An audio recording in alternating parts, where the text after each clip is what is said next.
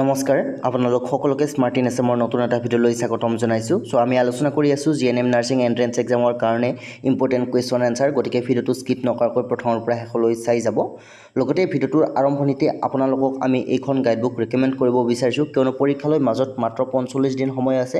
গতিকে এই 45 দিন সময় যদি আপোনালোকে ভালদৰে প্ৰিপাৰেশ্যন কৰে, তেতিয়াহ'লে আপোনালোকে নাৰ্ছিঙত চৰকাৰীভাৱে ছিট পোৱাত যথেষ্টখিনি সহায় হ'ব।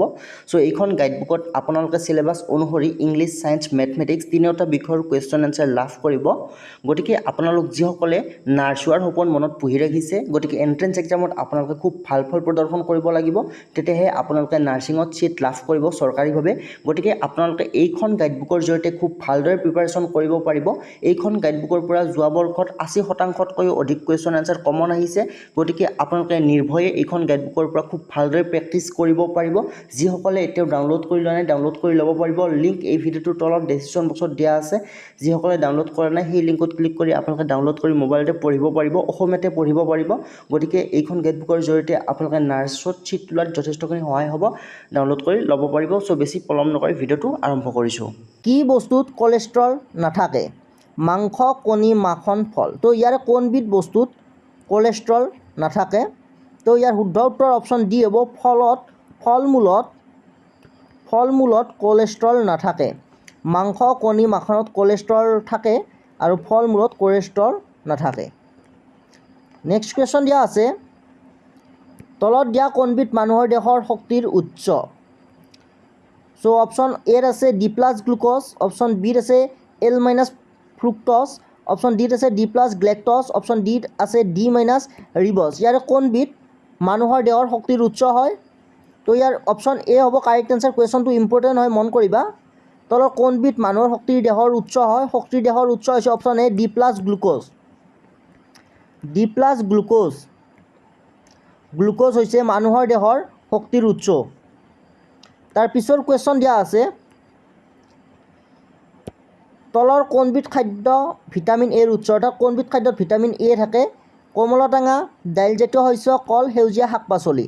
ইয়াৰে কোনবিধ শস্যত ভিটামিন এ থাকে, প্ৰচুৰ পৰিমাণে থাকে? তো ইয়াৰ কাৰেক্ট এনচাৰ অপশ্যন ডি হ'ব। সেউজীয়া শাক পাচলিত ভিটামিন এৰ উৎস মানে সেউজীয়া শাক পাচলিত প্ৰচুৰ পৰিমাণে ভিটামিন এ থাকে। আৰু এনেকুৱা ধৰণৰ কুৱেশ্যন এটা আহিবই। গতিকে ভিটামিনৰ উৎস কোনবিধ খাদ্যত কি ভিটামিন থাকে, সেই কুৱেশ্যনসমূহ তোমালোকে চাই ল'বা। আমি আগৰ ভিডিঅ'টো যথেষ্টখিনি আলোচনা কৰিছোঁ। তো নেক্সট কুৱেশ্যন আছে, ৰেচম কি? ৰেচম, যি ৰেচম সূতা আছে সেই ৰেচম কি সুধিছে। তো অপশ্যন এ আছে পেট্ৰ ৰাসায়নিক উদ্যোগৰ উপজাতক এবিধ আঁহ, সংশ্লেষিত আঁহ, অৰ্ধ সংশ্লেষিত আঁহ, উদ্ভিদৰ পৰা পোৱা প্ৰাকৃতিক আঁহ। তো ইয়াৰ শুদ্ধ উত্তৰ হ'ব অপশ্যন চি অৰ্ধ সংশ্লেষিত আঁহ। ৰেচম হৈছে এবিধ অৰ্ধ সংশ্লেষিত আঁহ। So' correct answer option C. Next question দিয়া আছে, তলত দিয়া কোনবিধ ফলক ফলৰ ৰজা বুলি কোৱা হয়? তলত দিয়া কোনবিধ ফলক ফলৰ ৰজা বুলি কোৱা হয়? অপশ্যন এ আছে কল, আম, কঁঠাল, আপেল। ইয়াৰে কোনবিধক ফলৰ ৰজা বুলি কোৱা হয়? ফলৰ ৰজা। তো অপশ্যন বি কাৰেক্ট এনচাৰ আম। আমক ফলৰ ৰজা বুলি কোৱা হয়। মেংগ' ফলৰ ৰজা বুলি কোৱা হয়, মনত ৰাখি ল'বা। তো নেক্সট কুৱেশ্যন দিয়া আছে, ইম্পৰ্টেণ্ট কুৱেশ্যন, এলাইজা, যি এলাইজা টেষ্ট আছে সেই এলাইজা টেষ্ট অৰ্থাৎ এলাইজা পৰীক্ষাৰ দ্বাৰা কি ৰোগ ধৰা পেলোৱা হয়? অৰ্থাৎ এলাইজা পৰীক্ষাৰ দ্বাৰা কি ৰোগ ধৰা পেলোৱা হয়? অপশ্যন এ আছে কেঞ্চাৰ, এইডছ, মেলেৰিয়া, টিবি। তো ইয়াৰ শুদ্ধ উত্তৰ কোনটো হয় তোমালোকে নিশ্চয় মন কৰিব পাৰিছা। এলাইজাৰ জৰিয়তে এইডছ বেমাৰ, যি এইডছ বীজাণু আছে সেই বীজাণু ধৰাত পেলোৱা হয় এইডছ এলাইজা টেষ্টৰ জৰিয়তে। যদি ব্যক্তি এগৰাকীৰ এইডছ হোৱাৰ শংকা কৰা হয়, তেতিয়া ডক্তৰে এলাইজা টেষ্ট কৰিব দিয়ে। তো মনত ৰাখি থ'বা।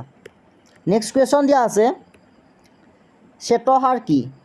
শ্বেতসাৰ কি? অপশ্যন এ আছে ভিটামিন, অপশ্যন বি আছে কাৰ্বহাইড্ৰেট, অপশ্যন চি আছে প্ৰ'টিন, অপশ্যন ডি আছে এমাইনো এচিড। তো ইয়াৰ শুদ্ধ উত্তৰ অপশ্যন এ হ'ব। শ্বেতসাৰ হৈছে এবিধ ভিটামিন। শ্বেতসাৰ হৈছে ভিটামিন, মনত ৰাখি থ'বা। শ্বেতসাৰ কি সুধিব পাৰে? শ্বেতসাৰ ভিটামিন। চ' বেছিক কথাখিনি জানিব লাগে, আৰু এণ্ট্ৰেন্স এক্সামত বিশেষকৈ বেছিক কথাবোৰে শ্বেতসাৰ এবিধ ভিটামিন। ভিডিঅ'টোৰ মাজতে আপোনালোকক ভাল খবৰ এটা জনাব বিচাৰিছোঁ। আপোনালোকে যদি জিএনএম নাৰ্ছিঙৰ এণ্ট্ৰেন্স এক্সামত অৱতীৰ্ণ হ'ম বুলি ভাবিছে, আপোনালোকে এইখন গাইডবুকৰ জৰিয়তে প্ৰিপাৰেশ্যন কৰিব পাৰে। ইয়াত চিলেবাছ অনুসৰি ইংলিছ, ছায়েন্স, মেথমেটিক্স তিনিটা বিষয়ৰ কুৱেশ্যন এনচাৰ লাভ কৰিব। এইখন গাইডবুকৰ পৰা যোৱা বছৰ 80% অধিক কুৱেশ্যন এনচাৰ কমন আহিছে। গতিকে যিসকলে এই বৰ্ষত জিএনএম নাৰ্ছিং এণ্ট্ৰেন্স এক্সাম দিম বুলি ভাবিছে, আপোনালোকে এইখন গাইডবুক মিছ নকৰিব।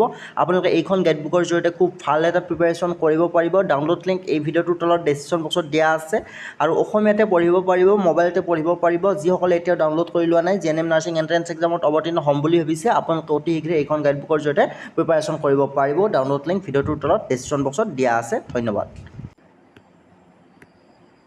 নেক্সট কুৱেশ্যন দিয়া আছে, সুস্থ মানুহৰ দেহত কলেষ্ট্ৰলৰ পৰিমাণ কিমান থাকিব লাগে? 3 ভাগ, 0.3 ভাগ, 0.03 ভাগ, 0.06 ভাগ। তো ইয়াৰ শুদ্ধ উত্তৰ অপশ্যন বি, 0.3 ভাগ কলেষ্ট্ৰল থাকিব লাগে, অৰ্থাৎ ওজনৰ শতকৰা হিচাপত। নেক্সট কুৱেশ্যন দিয়া আছে, তলত দিয়া কোন বৰ্গৰ প্ৰাণীৰ হৃদপিণ্ডত দুটা প্ৰকোষ্ঠ থাকে?